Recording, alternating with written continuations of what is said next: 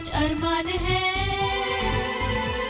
कुछ ख्वाब है, कुछ अरमान है, लो है जगी एक उम्मीद की, आओ कुछ कर दिखाए, सारी दुनिया पे छाए, पाले मंजिले झूले आसमां, हमें खुद पर यकीन, अब ख्वाब हमारे ताबीर भी हमारी, अब ख्वाब हमारे ताबीर भी हमारी, अब ख्वाब हमारे ताबीर भी हमारी।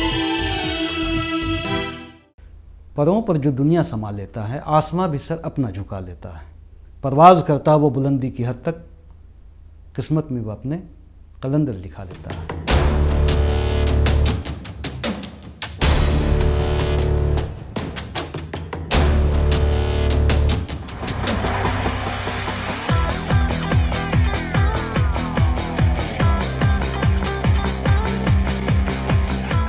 बेड़ियां तोड़कर जो ज़माने से लड़ा करता है, सुर्ख रूह होता है उन्हीं का जमाल, सादगी और सच्चाई से की गई कर तदबीरें, अंजाम भी उसका दिलकश हुआ करता है।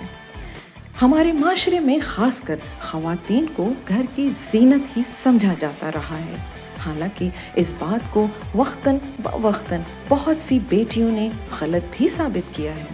पल्लवी फौजदार एक ऐसा नाम जो चोरी छुपे अपने वालिद की मोटरसाइकिल चलाकर प्रोफेशनल बाइकर बन गई, पहाड़ों के ख़तरनाक रास्तों पर चलकर रिकॉर्ड दर रिकॉर्ड कायम करती गई। सैकड़ों सर्टिफिकेट्स और अवार्ड से भरी अलमारी और दीवारें उनकी कामयाबी की दास्तां बयां करती हैं।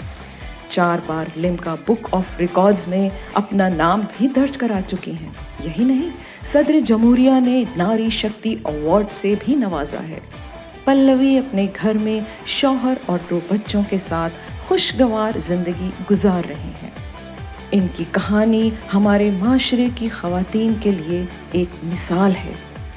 पल्लवी की कामयाबी और हौसलों को देखते हुए तो बस यही कहा जा सकता है, हो खुदी पर यकीन तो सहारा किसका, मंजिल उसे मैसर इरादा बुलंद जिसका।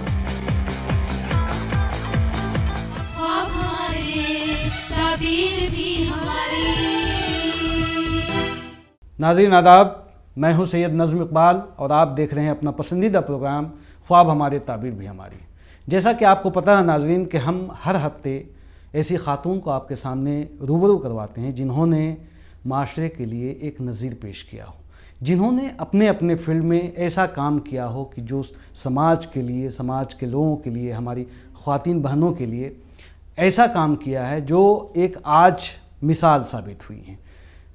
लीक से हटकर काम करने को कहें या जद्दोजहद करके आगे बढ़ने को कहें, या फिर ऐसा काम जो उनका बचपन से सपना रहा है या फिर पैशन रहा है, उसको एक अमली जामा देकर आज एक नए मुकाम पर पहुंचा हो। हमारा जो प्रोग्राम है उसकी पैरवी और उसकी जो है अक्कासी करने का काम करता है। तो आज हमारे साथ मौजूद हैं पल्लवी फौजदार, जो आज किसी तारुफ की मोहताज नहीं है। आज इनके नाम कई रिकॉर्ड हैं, यहाँ तक कि हिंदुस्तान से लेके बाहर तक भी नाम इनका जो है जा चुका है और वर्ल्ड लेवल पे इनका नाम है। वो एक बाइक राइडर हैं, रिकॉर्ड होल्डर हैं, फैशन डिज़ाइनर है, बिज़नेस करती हैं और साथ साथ सोशल वर्क भी करती हैं। इनका ताल्लुक़ आगरा से है। मैम, हम जानना चाहेंगे, आगरा में आप पली बड़ी हुई, माँ बाप वहीं के थे आपके और वहीं हैं अभी। आगरा की यादें ताज़ा करिए, हम इनसे इस चीज़ से शुरुआत करना चाहेंगे आपसे। मैं कहूँगी कि बहुत ही इज़्ज़त से या बहुत ही हौसला अफजाई करके मेरे को नहीं आगे बढ़ाया गया था। काफ़ी मुश्किलातें सामने आई थी, पर मैं कहूँगी जैसे कहते हैं कि लगन अगर पक्की हो तो आपके अगर बुलंद इरादे हो तो आपको आपके इरादों से डगमगा पाना बहुत मुश्किल होता है। लोगों को तो छोड़ दीजिए, अगर आपने ठान ली तो आप खुद भी अपने आप को नहीं हिला सकते। तो ऐसा ही था, शरारतों से शुरुआत हुई थी। पापा की बाइक को चोरी कर लेकर के जाना, आधा 1 किलोमीटर आप पैदल चला करके लेकर जाते थे, क्योंकि उस दौर में बहुत ही कम मोटरसाइकिल हुआ करती थी, तो सबको अपनी बाइक की आवाज़ पहचान पड़ती थी। तो हम आधा किलोमीटर उसको दूर लेकर जाते थे, फिर उसके बाद स्टार्ट करते थे, चक्कर लगाते थे और वापस आते थे। तो बस ऐसी ही शरारतों के साथ में जुड़ा हुआ था। उसी के साथ जो घर पे शिकायतों का एक तांता कहते हैं ना, जुड़ा रहता था। तो उन शिकायतों को लेकर के मेरे पिताजी के पास में शिकायतें आई और उनसे कहा भी लोगों ने कि भाई आपकी एक बेटी है और ज़रूर, जैसे क्योंकि हिंदुस्तान में है तो बेटी अगर पैदा हुई, जितने नवाज से पाला जाता है उतने ही शिद्दत से उसकी शादी का भी इंतज़ार किया जाता है। क्योंकि अगर बेटी है तो उसी दिन से सपने देखने शुरू कर दिए जाते हैं कि एक दिन इसको विदा करना है। तो शिकायतों में यही आती थी कि क्या बेटी की शादी नहीं करनी फौजदार साहब आपको? अगर एक्सीडेंट हो गया, हाथ पांव टूट गए तो कौन आपकी बेटी से शादी करेगा? बट मैं शुक्रिया अदा करना चाहती हूँ उस समय मेरे वालिद ने जो मेरे ऊपर भरोसा दिखाया और जो एक समान अधिकार दिया। मैं कहूँगी मेरे जो 2 भाई हैं, ना एजुकेशन में कभी कोई फ़र्क किया, ना शौक़ को लेकर के फ़र्क किया। उन्होंने कहा जब परवरिश एक जैसी है तो शौक़ को लेकर के मैं कैसे दोनों को अलग अलग कर सकता हूँ। और उनका ये कहना मेरे लिए एक ऐसी जिम्मेदारी मेरे को देना था कि तभी से ठान लिया था कि कुछ ना कुछ ऐसा करना है कि एक दिन मेरा परिवार, मेरा ख़ानदान मेरे नाम से जाना जाए। मैम, आपको जो अवार्ड मिला, मैं ये मेंशन करना चाहूँगा और मुझे खुशी है कि आपसे इस सिलसिले में बात करने का मौका मिला कि आपको जो अवार्ड मिला है वो अवार्ड मर्द लोग भी पाना चाहेंगे। आपको उनके कैटेगरी में भी जो है, आपको जो है पहली खातून है हिंदुस्तान की जिसको जो है इसमें अवार्ड मिला है। और हिंदुस्तान के बेशतर चोटी पर आपने जो है बाइक चलाए हैं, अभी हिमालय की बात करें तो, और माउंट एवरेस्ट में भी जाना है आपको। मैं शुभकामनाएं देना चाहूँगा आपको, ऑल द बेस्ट कहना चाहूँगा कि आप उसको जीतें। तो आप जो Limca book of world record में 1 नहीं 2 नहीं 4 अवार्ड लिया है, नारी शक्ति अवार्ड मिला है। यूपी गवर्नमेंट ने आज नहीं 2014-15 से ही अवार्ड देना शुरू किया आपको। आज तक मेरे ख्याल से 7-8 अवार्ड भी मिल चुके हैं। आप करना क्या चाहती हैं, पाना क्या चाहती हैं मैम? जहाँ तक मेरे वर्ल्ड रिकॉर्ड्स की बात करते हैं तो मेरा जो तांता जुड़ा था 2015 से मेरा वर्ल्ड रिकॉर्ड्स का सफ़र शुरू हुआ था। और पहला जो मेरा वर्ल्ड रिकॉर्ड बना था 2015 जुलाई में बना था। मैं सोलो लेह लद्दाख के दर्रों पर निकली थी और जिसमें मैंने सिंगल जर्नी में मैंने 16 पासेस कवर किए थे, जिसमें 8 पास जो थे वो 5000 मीटर से ऊंचाई के थे और ये मेरा फर्स्ट वर्ल्ड रिकॉर्ड था। उसके बाद में दूसरा जो खिताब मेरे नाम हुआ वो माना पास, जो दुनिया का सबसे ऊंचा पास कहा जाता है। पास जनरली हम कहते हैं जो 2 पहाड़ियों को जोड़ता है, जो कनेक्ट करता है, तो पास या ला हम उसको कहते हैं। तो माना पास या डुंगरीला पास भी कहते हैं, जिसकी हाइट है 17,754 फीट। तो वहाँ पहुँच करके मेरा बना था। और तीसरा जो मेरा Limca book of world record में जो दर्ज हुआ था वो मेरा वर्ल्ड की हाईएस्ट फ्रेश वाटर लेक, जिसको देवताल कहा जाता है। आगे फिर मैं कहूँगी वो देवभूमि पर ही है, उत्तराखंड के इलाके में आती है। और चौथा जो मेरा वर्ल्ड रिकॉर्ड बना था 2017 में, जिसको मैं कहूँगी और कहते हुए मुझे बहुत फ़ख्र और ख़ुशी होती है, मैंने अपना ही प्रीवियस वर्ल्ड रिकॉर्ड ब्रेक किया था माना पास का, उमलिंगला पहुंच करके 4 अगस्त 2017 को उमलिंगला पहुंच करके, जिसकी हाइट है 19,323 फीट। तो उसको वहाँ पे पहुँच करके और वाकई में मैं कहूँगी मुझे अपने स्त्री होने पर उस दिन गर्व हुआ था, क्योंकि मैं बहुतों को ये कहते हुए सुनती थी काश मैं लड़का होती तो मैं ये कर पाती, काश मैं ये होती। तो ये जो काश शब्द था इसको मैं कहीं पीछे छोड़ कर के आई थी। और जब मैं वहाँ पहुँची तो वाकई में मुझे एक जननी, एक स्त्री, एक औरत होने पे बार बार कहूँगी मुझे बहुत फ़ख्र महसूस हुआ था। और मुझे लगा था ऐसा कुछ भी नहीं है जो हमारे लिए नामुमकिन हो, ऐसा कुछ भी नहीं है जो हमारे रास्ते में आता हो, बस इच्छा यहाँ से करनी है। और सही मायने में कहूँ इस सफ़र पर जब मैं निकली थी तो बहुत लोगों ने कहा था कि नहीं कर पाओगी, अकेले जा रही हो, बहुत मुश्किलातें होंगी, और जैसे हमारे हिंदुस्तान को लेकर के कहा जाता है कि सेफ नहीं है। पर मैं कहूँगी अतिथि देवो भव की जो कूट कूट के हमारे अंदर भरी हुई है नसों में, वो आपको, आप जब अपने घर से बाहर निकलते हैं, जन जन के अंदर दिखाई देती है, हर एक आवाम के अंदर वो दिखाई देती है, हर एक घर के अंदर दिखाई देती है। अगर कहीं आपका ब्रेक डाउन होता है तो वो मदद करने के लिए आपके आगे आते हैं, और वहाँ मुझे, मैं फिर से कहूँगी, मुझे फ़ख्र होता है कि मैं हिंदुस्तान मुल्क से हूँ जहाँ आज भी इस चीज़ को संवार करके रखा हुआ है। और मैं कहूँगी जितना सुरक्षित मैं अपने घर पर रहकर महसूस करती हूँ, उतना ही मैं बाहर निकल करके भी महसूस करती हूँ। आपकी बातों से एक मेरा शेर याद आ रहा है कि हो खुदी पर यकीन तो सहारा किसका, हो खुदी पर यकीन तो सहारा किसका, मंजिल उसे मैसर इरादा बुलंद जिसका। तो नाज़रीन देख रहे हैं आप कि पल्लवी मैम किस तरह से अपने पैशन को, अपने शौक़ को एक हथियार की तरह से लिया, और फिर उसमें जो है हर मोड़ पे जीतती गई, और आज इस मुकाम पे है कि दुनिया उन्हें जो है तस्लीम करती है, उनके काम को, उनकी बातों को। तो मैम एक चीज़ अब मैं जानना चाहूँगा, दूसरी तरफ जाऊँगा कि आप बिजनेसमैन भी हैं, फैशन डिज़ाइनर भी हैं, सोशल वर्कर भी हैं, और बाइक राइडिंग में भी काम करती हैं। और बाइक राइडिंग ऐसा है कि जो नज़ीर है, रिकॉर्ड होल्डर हैं आप, पूरी दुनिया जान रही है। तो आप इन सब चीज़ों को कैसे मैनेज करती हैं एक साथ? बड़ा ताज्जुब होता है मुझे कि एक खातून हो कि अब घर का भी काम है, बच्चों को भी पालना है, शौहर को भी अपने देखना है, माशरे का ख्याल भी रखना है, माँ बाप भी हैं, इतनी सारी जिम्मेदारी एक साथ कैसे आप मैनेज करती हैं? जी बिल्कुल, जब आपने अब शौहर को शामिल कर ही लिया है तो मैं कहूँगी कि गाड़ी परफेक्ट घर गृहस्थी की तभी चलती है जब चारों पहियों में एयर प्रेशर बराबर हो। तो एयर प्रेशर, क्योंकि मिसाल मैं उसी की दूंगी क्योंकि मेरी दुनिया उन्हीं 2 पहियों पे घूमती है, कभी वो 4 पहियों पे होती है।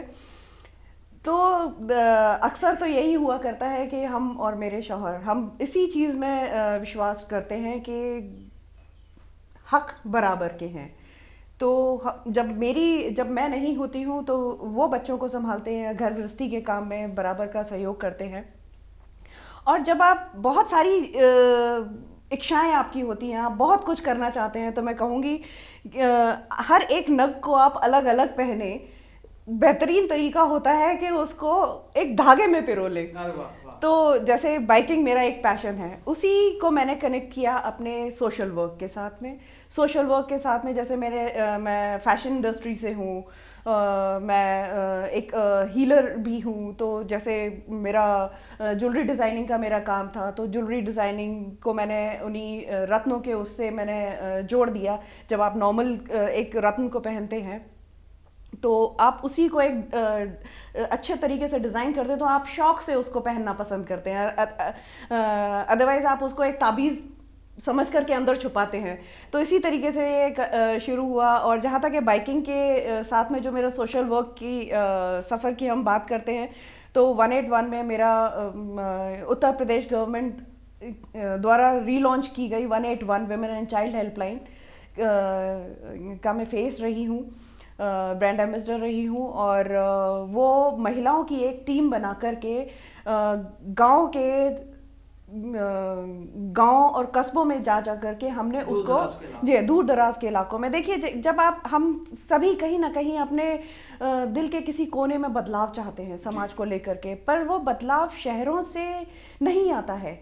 अगर वो बदलाव आप चाहते हैं, घर की बुनियाद को अगर आप सुरक्षित और मजबूत बनाना चाहते हैं, तो वो बुनियाद आपकी गांव और कस्बों से होती है। बदलाव की शुरुआत वहीं से होती है। तो इसी सोच को आगे रखते हुए हम लोगों ने वहीं से शुरुआत की थी, और वो हमारा एक बहुत ही सफल प्रयास रहा था, जिसमें गांव में जा करके हम लोगों ने, जब आप एक खबर होती है या एक आप संदेश देना चाहते हैं, वो एक अखबार के माध्यम से या मैगज़ीन के माध्यम से पहुंचता है। अखबार की ज़िंदगी एक दिन होती है, मैगज़ीन की एक हफ्ता। जब आप खुद रूबरू लोगों के सामने खड़े होते हैं कि एग्जाम्पल की तौर पे, वो लोगों के दिलों में जो घर करता है, वो ताउम्र उनके साथ में रहता है। और कहीं ना कहीं वो उनके अंदर भी एक वो जज्बा जगा देता है कि हाँ, अब मुझे भी कुछ करना है, मुझे भी कर दिखाना है। ये आसमां सिर्फ औरों का नहीं, इसमें ये मेरे लिए भी है, बिल्कुल।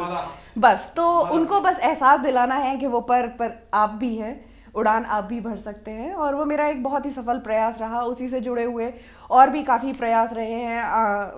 अभी आजकल देश की अखंडता और एकता को लेकर के हम आगे इवेंट कर रहे हैं और इस तरह के प्रोग्राम कर रहे हैं। जैसे आप सभी जानते हैं कि भारत पाकिस्तान वॉर को 31 साल हो चुके हैं, जो हमारे लिए एक गर्व की बात रही है। स्वर्णिम विजय वर्ष के तौर पे हम इसको मना रहे हैं पूरे देश भर में। इस स्वर्णिम विजय वर्ष को लेकर के कश्मीर, जम्मू एंड कश्मीर के राइडर्स को इकट्ठा करके वहाँ पे जो मशाल थी उसको लेकर के हम लोग पूरे कश्मीर में लेकर के निकले थे, लोकल राइडर्स को लेकर के। ये एक बहुत ही सफल प्रयास रहा था हम लोगों का। आपके घर की पूरी दीवारें जो हैं इतने अवार्ड से पटी पड़ी हैं, कितने एजाज़ और अवार्ड और इतने इनामात। मैं तो दंग हूँ आपके घर को देख के कि आप इतने अवार्ड को आपने कैसे मैनेज किया, रखने का कैसे रखती हैं आप? मैंने थोड़ा सा साहस किया और कहते हैं ना, if you want to set an example you have to come out from your comfort zone. तो जब आप कुछ हासिल करते हैं और लोग जब उसको सराहते हैं और प्यार देते हैं, तो ये वही है मेरे घर की दीवारें। मैम, आपने कहा, कई चीज़ें बताई आपके अपने बारे में, लेकिन एक कहावत है ना कि हर सफल इंसान के पीछे, मर्द के पीछे जो है औरत का हाथ ज़रूर होता है। लेकिन एक ऐसी खातून के साथ बैठा हूँ जो कि सफल ही नहीं है, आज एक समाज के लिए, हमारे समाज के लिए नज़ीर भी है। तो आप किसको क्रेडिट देना चाहेंगे इसके लिए? देखिए, मैं कहूँगी नसीब की बात ना करिए, कड़ी मेहनत, सच्ची लगन और दुआएं आपकी तकदीर बदल देती हैं। और जब भी मैं सफ़र पर निकलती हूँ अपने किसी भी मुकाम को हासिल करने के लिए, तो जो आपकी ज़रूरत का सामान होता है उसमें सबसे ज़्यादा ज़रूरी जो मेरे साथ होता है वो मेरे दुआओं का एक बोरा होता है, जिसको लेकर के मैं साथ में निकलती हूँ। और जो आपने कहा कि हर एक सफल पुरुष के पीछे एक महिला का हाथ होता है, तो ज़रूर मैं कहूँगी कि मेरी इस सफलता के पीछे भी, क्योंकि शादी हो चुकी है तो मेरे हस्बैंड का हाथ है, और उससे पहले ज़रूर मेरे पिता का हाथ था। और यहाँ सिर्फ मेरे शौहर का ही नहीं, मेरे बच्चों का भी पूरा सहयोग और साथ रहा है। एक वाक़या मैं ज़रूर शेयर करना चाहूँगी आपसे। ज़रूर जी। कई बार कई मुकाम ऐसे होते हैं जब आपको डर लगता है, आपको खुद अपने आप के ऊपर डाउट होता है कि आप ऐसा कर सकते हैं या नहीं कर पाएंगे या क्या होगा। तो मेरे हस्बैंड, जो मेरे शौहर हैं, उनको मेरे ऊपर इतना इत्मीनान है, इतना भरोसा करते हैं। वो हमेशा ये कहते हैं कि जब भी कभी मुश्किल में अपने आप को पाओ तो अपने आप को मेरी नज़र से देखना, बिकॉज वो हमेशा ये कहते हैं अपने आप को मेरी नज़र से देखना, क्योंकि मेरी नज़र में ऐसा कुछ नहीं जो तुम्हारे लिए नामुमकिन हो।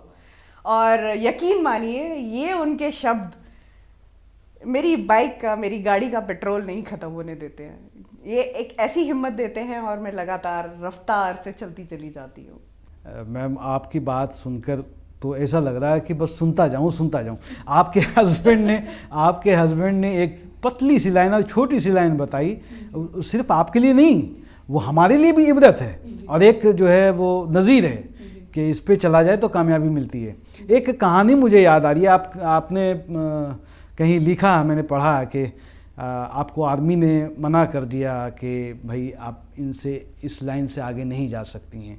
वहाँ कैसे फिर उसको आपने अपनी ज़िद पे उस पे जीत हासिल की फिर? हाँ, देखिए, बिल्कुल मैं बताऊंगी। जब मैं उमलिंगला के लिए निकली थी तो कैरी के आगे जाकर के सदर्न लद्दाख में एक इलाका पड़ता है, तो वहाँ इंडस रिवर में बाढ़ आई हुई थी। और इंडस रिवर इस तरह से, कहते हैं ना कि नदी को बिफरते हुए आपने कभी देखा हो, तो इस तरीके से वो सड़कों पे थी कि सड़क का वजूद तो ख़त्म ही हो चुका था एक तरीके से। और एक बहुत ही मुश्किल सवाल मेरे सामने था कि क्या मैं इसको कर पाऊंगी। और वहाँ पे जो मौजूद आर्मी के कुछ लोग थे, उन्होंने कह दिया था कि मैम, अगर आप इसको क्रॉस करने का सोच रही हैं तो ये नामुमकिन है आपके लिए, और हम आपसे दरख्वास्त करेंगे कि आप यहीं से वापस चले जाएं, क्योंकि आपकी जान की सलामती हमारे लिए सबसे पहले आती है। तो वहाँ मैंने 2 मिनट अपने आप को रुक करके दिए और मैंने कहा, जब मुझे ये ख्वाब ऊपर वाले ने दिया। जब उसने मुझे ये सोच दी कि मुझे ये करना चाहिए और मैं ये कर सकती हूँ, तो मैं कौन होती हूँ उसके इरादों पे, उसकी रज़ा पे शक करने वाली। और यही सोच के साथ में मैंने अपने आप को ऊपर वाले के हवाले करके और मैंने उस नदी का क्रॉस करने का इरादा किया, और बस अब मदर नेचर को सुपुर्द करके। और आप यकीन मानिए किस तरह से मुझे भी आज यकीन नहीं होता है जब मैं वो फुटेज देखती हूँ। वो नामुमकिन को मुमकिन किया। पूरी जो इंडस रिवर आपकी सड़क पर थी, पूरे उसको अपने आप मतलब बुलंद इरादों के साथ में। कहते हैं ना कि एक होता है डू और डाई, या तो आप ये कर गुजरिए या फिर तो डू एंड डाई वाला ऑप्शन। इतना तो मुझे यकीन है कि मेरा वक्त मरने का अभी नहीं आया है, तो ऑप्शन मेरे पास सिर्फ एक ही बचता था, डू एंड डू। जी, मैं अपने नाज़रीन से मुखातिब हूँगा कि आप जो है देख रहे हैं आप लोग कि एक औरत अगर घर की चार दीवारें में बंद हो जाती, पल्लवी मैम को देखिए आप कि किस तरह से अचीव किया इन्होंने, और किस तरह से इरादा बनाया और उसको किस तरह से अमली जामा दिया, और आज किस तरह से अचीव करके आज इस मुकाम पे है कि दुनिया इनको सलाम करती है। जहाँ अच्छों के बस की बात नहीं है पहुँचना, वहाँ ये जाना चाहती हैं और जाके जीत के आती हैं। हम तो आपको मुबारकबाद देंगे मैम, बहुत बहुत मुबारक हो आपको, रियली में सलाम है। जी इकबाल साहब, आपने बहुत ही खूबसूरत बात कही है, और इसी के साथ में मेरे को एक बहुत ही मशहूर शेर याद आ रहा है जिसको मैं इस मौके पे ज़रूर कहना चाहूँगी।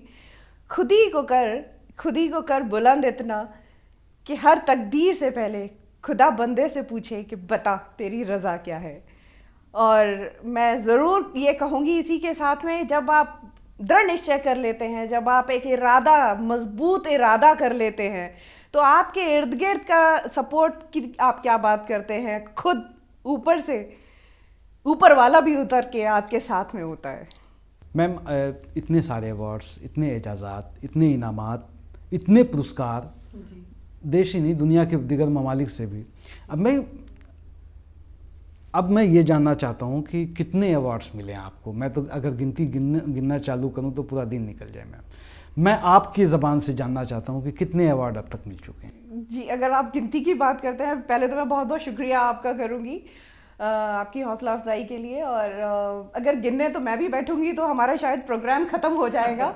पर मैं ज़रूर मेन अवार्ड्स के बारे में बात करूंगी। 2015 में मुझे उत्तर प्रदेश गवर्नमेंट, जो पूर्व सीएम थे अखिलेश यादव जी, उनके द्वारा outstanding global women of UP का खिताब नवाजा गया था। और जो अभी प्रेजेंट सरकार हैं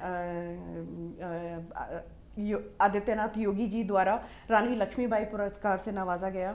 और 2017 आपका नारी शक्ति राष्ट्रीय पुरस्कार से सम्मानित हुई मैं, जो वाकई में ना केवल मेरे लिए गर्व की बात थी, मैं कहूँगी हमारे पूरे जाति समाज के लिए, हमारी स्त्री वर्ग के लिए एक गर्व का मौका था।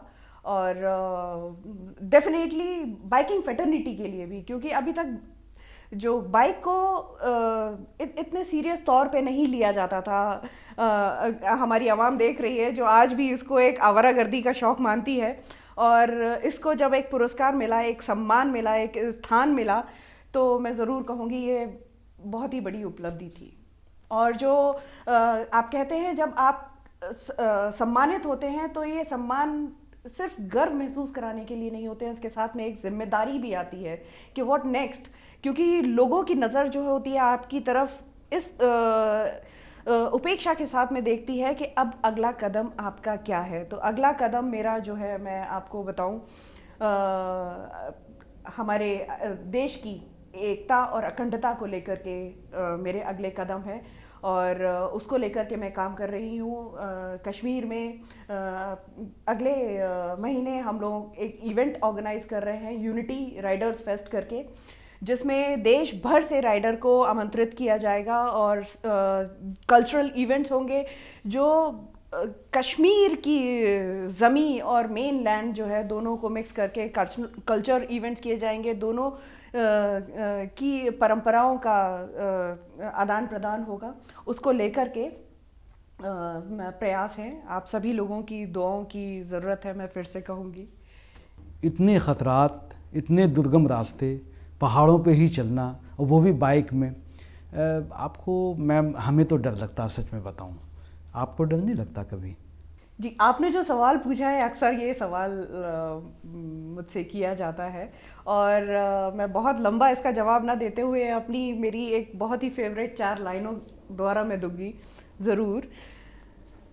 ऐसा नहीं कि डर मुझे नहीं लगा, डर मुझे भी लगा, डर मुझे भी लगा फासला देखकर, लेकिन मैं बढ़ती गई रास्ता देखकर, मंजिल मेरी खुद ब खुद आती गई करीब मेरा हौसला देखकर।